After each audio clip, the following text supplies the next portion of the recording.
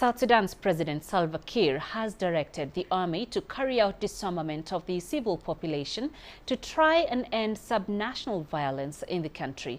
The United Nations says the East African country is struggling to end violence at local government level 5 years into implementation of a peace deal designed to end conflict in the country. CGTN's Patrick Oyet reports.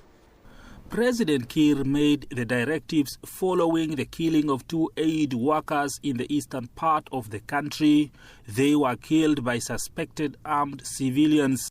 Our transformative agenda of building South Sudan that is secure for all its citizens, that is governed in accordance to the law. Civilians in many parts of South Sudan are armed.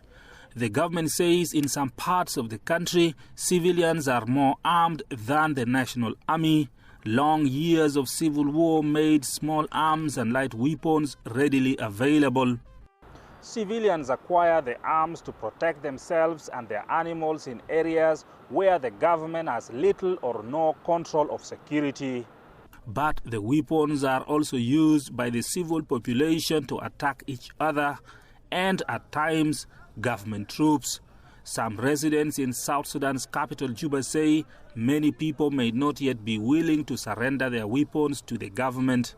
That one, it is good for the citizens sometimes to be aware, and they are still fearing because they think that maybe there is a war for 2024 if they think the peace implementation is not going well.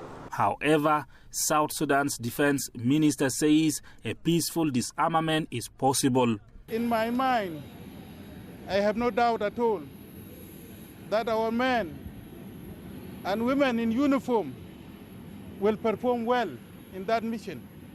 I trust them. They are well trained, they are well oriented, they will carry out, they will do it.